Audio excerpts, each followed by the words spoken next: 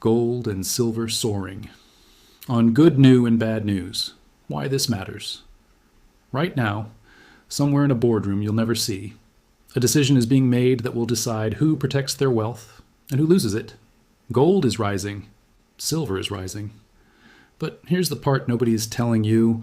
They are not rising because of good news. They are rising because of the bad news too, both at the same time. That has only happened a handful of times in modern history. And every single time, it was a warning that something behind the curtain was already breaking. So the question tonight is not whether metals are going up. The question is, what do the people running the system know that you don't yet? Stay with us. Because by the end of this video, you'll understand exactly why this matters and what it could mean for everything you've worked to build. Welcome back to Next Alert. If this is your first time joining us, welcome. We're glad you found your way here. And if you've been with us for a while, well, you already know why you keep coming back. Now, before we go any further, I want to ask you for something. Just a small favor, one friend to another. If you find value in what we share here, take a moment, just a moment, and press that subscribe button. It costs you nothing, but it means everything to a small channel like ours trying to bring you the truth before the headlines catch up. And while you're at it, leave a comment below and tell us, where are you watching from today? We read every single one, and we'd love to know who's part of this community. All right, let's get into it. On a quiet Thursday in the bond market, something unusual took place. Long-term yields, which had briefly stabilized following an intervention by the United States Treasury, snapped back upward with force. Bond prices fell. And in the middle of that reversal, gold and silver did something that long-time market observers immediately took notice of. They did not fall alongside the panic. They rose through it. By the close of the week, gold had gained more than 5%. Silver had climbed roughly 6.5%. For most casual observers, this looked like a good week for precious metals investors. But for those who study market history closely, it looked like something else entirely, a signal. To understand why this signal matters, one has to understand a basic principle that governs financial markets during periods of stress. Assets typically move for one of two reasons: optimism or fear. When gold rises on optimism, it usually means investors expect economic growth, inflation, or currency expansion. When gold rises on fear, it means investors are seeking protection from instability. Rarely do both forces appear at once. This past week, both appeared at once. Stocks pulled back, bonds weakened. The US dollar index broke below a key technical support level. And yet, gold and silver climbed regardless, decoupled from the traditional relationships that once dictated their behavior.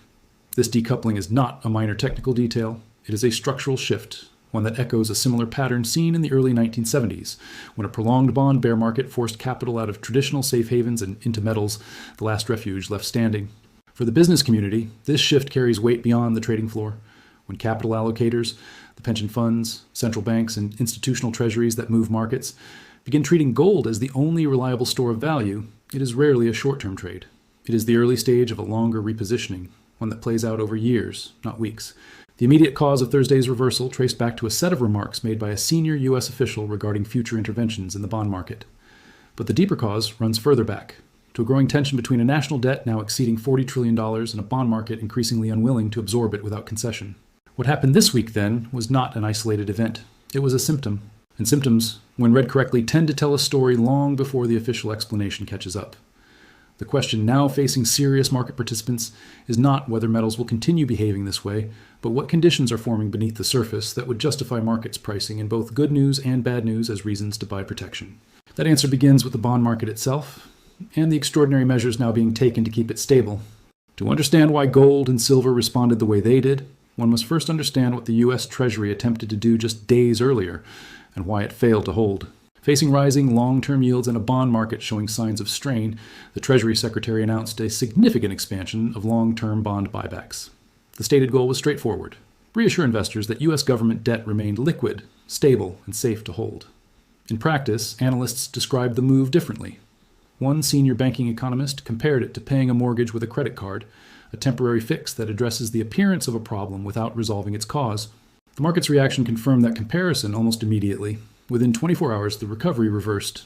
Bond prices fell again, yields climbed, and sellers moved quickly to exit positions before further weakness took hold.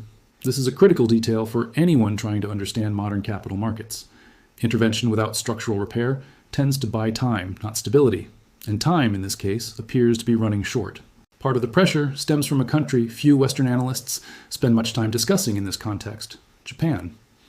As the yen weakens and import costs rise domestically, Japan holds over $1 trillion in U.S. government bonds, an asset it could theoretically sell to defend its own currency. Such a sale, if it occurred at scale, would send shockwaves through the American bond market, further eroding confidence in long-term Treasury debt. For now, that sale has not happened, but the fact that it remains a live possibility, one that market participants openly discuss and price into their decisions, reveals something important. The stability of the world's largest bond market increasingly depends on the restraint of foreign holders, rather than the underlying strength of the debt itself. This is where the story shifts from a domestic fiscal issue to a global one. When a nation's core financial instrument depends on the goodwill of other governments choosing not to sell, that instrument's status as a neutral, universally trusted reserve asset begins to erode. It does not collapse overnight. It erodes gradually through a series of small decisions made in finance ministries and central bank boardrooms around the world. Every one of those decisions tends to point toward the same alternative: an asset that requires no permission to buy, no counterparty to trust, and no foreign government's cooperation to hold or sell freely. Gold has occupied that role for centuries, and the events of this past week suggest institutional capital is once again being reminded why. What remains unclear is how far this dynamic will extend, and whether recent political signals about the mechanisms being used to keep allies invested in U.S. debt will strengthen confidence or quietly accelerate the very outcome they are meant to prevent. That question is where the next part of this story begins. Every financial system depends on a single unspoken agreement that participants can enter and exit freely. Remove that freedom even partially, and the entire foundation begins to shift, regardless of how the change is presented to the public. This past week, that foundation was tested in a way few analysts expected. When asked directly about further intervention in the bond market, a senior U.S. official responded not with a statement about buybacks or interest rates, but with a reference to military leverage, describing it as one of several tools available to keep allied nations holding their positions in U.S. debt. Taken at face value, the comment may appear unrelated to financial markets. But to institutional observers who study capital flows for a living, the implication was unmistakable. It suggested that continued foreign investment in U.S. bonds may increasingly depend not on market conditions or return expectations, but on geopolitical alignment and strategic obligation. This matters because it fundamentally alters what U.S. bonds represent on a balance sheet. For decades, their primary value came from a simple characteristic: liquidity. A central bank or sovereign fund could buy or sell U.S. debt on the open market at a fair price, with minimal friction whenever it needed to do so. That characteristic is precisely what made U.S. bonds a trusted reserve asset above nearly all others. If that liquidity becomes conditional, if selling requires navigating diplomatic consequence rather than simple market mechanics, the asset no longer behaves the way a reserve asset should. It becomes something closer to a long-term obligation than a flexible store of value. Market historians have already coined an appropriate description for this dynamic: an asset one can enter freely, but not necessarily exit freely. This is not the first time global capital has encountered this kind of moment. In 2022, the freezing of a major nation's dollar-denominated reserves during a period of geopolitical conflict prompted many central banks to quietly reassess their reliance on U.S. assets. That event is now widely regarded by economists as the first structural signal, a moment where trust, once assumed unconditional, became visibly conditional. What is unfolding now may represent the second such signal. And in strategic decision-making, whether in finance, business, or governance, a pattern that repeats twice is rarely treated as coincidence. It is treated as confirmation. The practical consequence of this shift is already visible in global data. Gold has overtaken the U.S. dollar as the leading reserve asset held by central banks worldwide, a position it has not occupied in nearly 3 decades.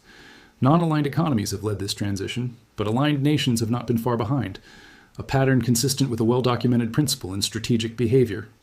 When the leading participants in a system begin repositioning, others tend to follow, not out of preference, but to avoid falling behind.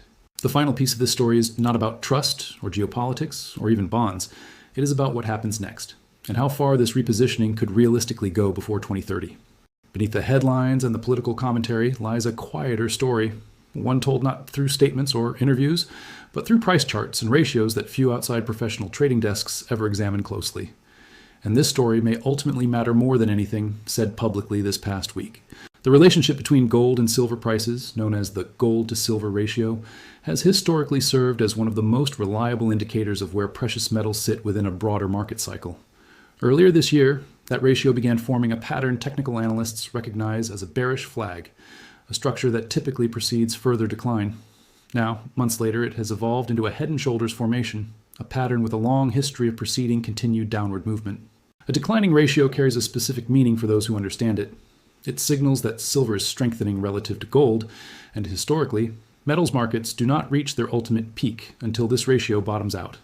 In 2011, when gold and silver last experienced a major cyclical top, that ratio fell to roughly 32 before reversing.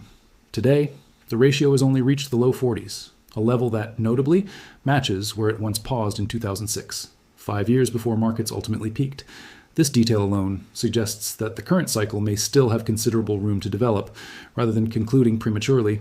This technical context becomes especially relevant when evaluating more ambitious long-term forecasts now circulating in financial media, including a widely discussed prediction that gold could reach $20,000 per ounce and silver $1,000 per ounce by the year 2030.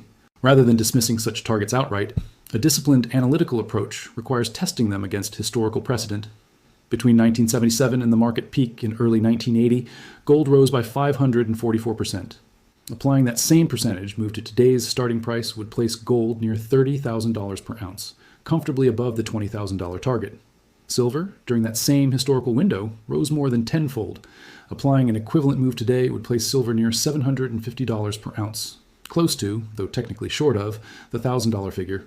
This exercise reveals an important distinction for serious decision makers. Extraordinary price targets are not inherently unreasonable. History shows that comparable moves have occurred before under comparable conditions. Currency instability, mounting sovereign debt, and eroding confidence in reserve assets. What determines whether such targets are realistic is not optimism, but whether current conditions genuinely resemble the environment that produced those historical outcomes.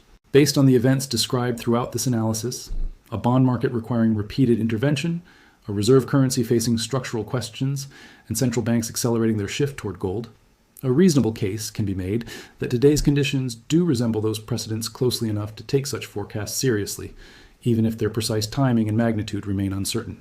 For the business community, the practical lesson is not to build financial plans around best-case outcomes.